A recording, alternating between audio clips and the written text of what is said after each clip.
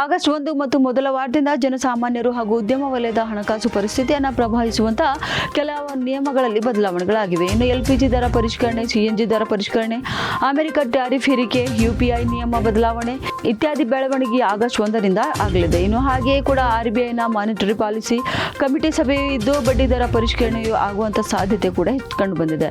ಇನ್ನು ಆಗಸ್ಟ್ನಲ್ಲಿ ಹಣಕಾಸು ಪ್ರಭಾವಿಸುವಂತಹ ಯಾವೆಲ್ಲ ಬದಲಾವಣೆಗಳಿವೆ ಎನ್ನುವ ವಿವರ ಇಲ್ಲಿದೆ ನೋಡಿ.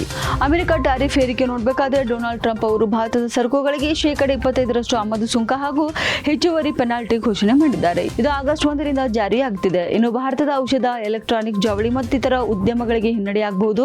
ಇನ್ನು ಎಲ್ಪಿಜಿ ದರ ಪರಿಷ್ಕರಣೆ ನೋಡಬೇಕಾದ್ರೆ ತೈಲ ಮಾರುಕಟ್ಟೆ ಕಂಪನಿಗಳು ಪ್ರತಿ ತಿಂಗಳ ಮೊದಲ ದಿನದಂದು ಎಲ್ಪಿಜಿ, ಸಿಎನ್ಜಿ, ಪಿಎನ್ಜಿ ಮತ್ತು ಟರ್ಬೈನ್ ಇಂಧನಗಳ ಬೆಲೆಯನ್ನು ಪರಿಷ್ಕರಿಸುತ್ತಿವೆ.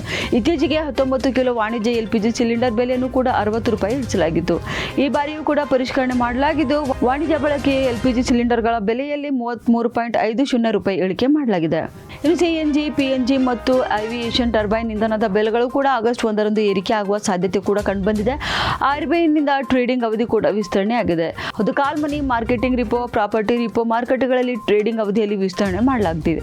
ಇನ್ನು ಕಾಲ್ ಮನಿ, ಮಾರ್ಕೆಟಿಂಗ್ ರಿಪೋ, ಟ್ರೈಪಾರ್ಟಿ ರಿಪೋ ಮಾರುಕಟ್ಟೆಗಳಲ್ಲಿ ಟ್ರೇಡಿಂಗ್ ಅವಧಿಯಲ್ಲಿ ವಿಸ್ತರಣೆ ಮಾಡಲಾಗಿದೆ. ಕಾಲ್ ಮನಿ ಮಾರುಕಟ್ಟೆಯು ಬೆಳಗ್ಗೆ 9ರಿಂದ ಸಂಜೆ 7 ಗಂಟೆವರೆಗೆ ಇರಲಿದೆ. ಮಾರ್ಕೆಟ್ ರಿಪೋಗೆ ಟ್ರೇಡಿಂಗ್ ಅವಧಿ ಬೆಳಗ್ಗೆ 9 ಗಂಟೆಯಿಂದ ಸಂಜೆ 4ರವರೆಗೆ ನಿಗದಿ ಮಾಡಲಾಗಿದೆ. ಇನ್ನು ಆಗಸ್ಟ್ 1ರಿಂದ ಈ ಬದಲಾವಣೆ ಜಾರಿಗೆ ಬರ್ತಾ ಇವೆ. ಇನ್ನು ಯುಪಿಐ ನಿಯಮಗಳಲ್ಲಿಯೂ ಕೂಡ ಬದಲಾವಣೆ ಆಗಿದ್ದು ಯುಪಿಐ ಆಪ್ ಒಂದರಲ್ಲಿ ಬ್ಯಾಂಕ್ ಅಕೌಂಟ್ನಲ್ಲಿ ದಿನಕ್ಕೆ 50 ಬಾರಿ ಮಾತ್ರ ಬ್ಯಾಲೆನ್ಸ್ ಪರಿಶೀಲನೆ ಮಾಡಬಹುದು. ಇನ್ನು ಮೊಬೈಲ್ ನಂಬರ್ಗೆ ಲಿಂಕ್ ಆಗಿರುವಂತಹ ಬ್ಯಾಂಕ್ ಅಕೌಂಟ್ಗಳನ್ನು ದಿನಕ್ಕೆ 25ಕ್ಕಿಂತ ಹೆಚ್ಚು ಬಾರಿ ನೋಡುವಂತಿಲ್ಲ.